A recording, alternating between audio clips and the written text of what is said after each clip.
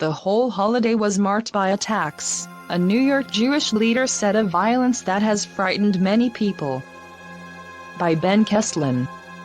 After 5 people were stabbed at a rabbi's home during a Hanukkah celebration over the weekend, the Jewish community in New York and around the United States is grappling with how to stem growing anti-Semitic violence. Governor Andrew Cuomo called the attack Saturday night on a Hasidic Jewish community in Monsey, New York, domestic terrorism, and directed state police to increase patrols in Orthodox Jewish neighborhoods across the state. 4 Jewish elected officials in New York asked the governor to go a step further Sunday, calling for him to declare a state of emergency and to deploy the National Guard to visibly patrol and protect Orthodox Jewish neighborhoods. Senate Democratic leader Chuck Schumer of New York called for a federal investigation of the attack Sunday. The calls for increased security come after at least 8 attacks this month on Jewish people in New York City, as well as a deadly attack at a kosher supermarket in nearby Jersey City, New Jersey. The suspect in the Monsey stabbing, Grafton Thomas, 37, was arrested in Harlem on Saturday night, 2 hours after the attack. The stabbing highlights the violence facing many Hasidic Jews, whose Judaism is often made visible by their clothing and hair. Many are terrified, Jewish leaders and other community members said.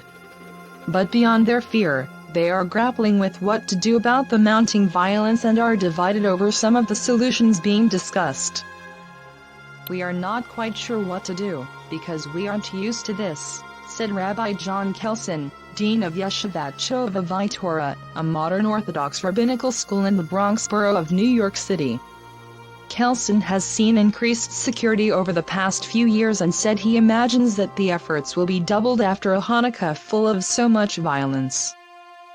"People are trying to have security without turning synagogues into lockdowns," Kelson said, adding that it was a challenge to create secure spaces that are also welcoming to outsiders and that he hopes people can find a balance. "The attacks are symptoms of something deeper," Kelson said, "but it's hard to speculate about their exact cause. We have to maintain dialogue across communities as we maintain security," he said. Download the NBC News app for breaking news.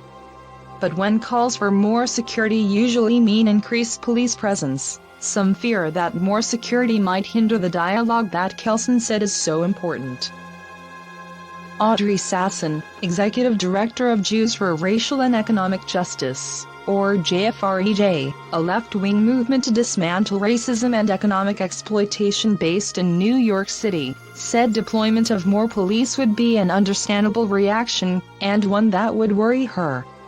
"Of course, we all need to feel safe. That's fundamental, and there's no arguing with that," Sasson said. "But how do we get there?" Sasson said that her group is multiracial, as is the Jewish community at large, and that many Jewish people wouldn't feel safer with a greater police presence. "Right now, the tools we have for safety are more police and more guns," Sasson said, "but the question for me is how can we build other tools?"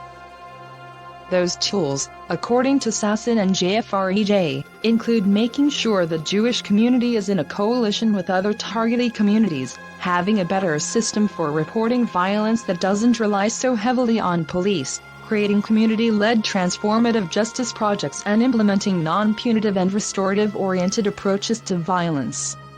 Those tools, according to Sasson and JFREJ, include making sure the Jewish community is in a coalition with other targeted communities, having a better system for reporting violence that doesn't rely so heavily on police, creating community-led transformative justice projects, and implementing non-punitive and restorative-oriented approaches to violence.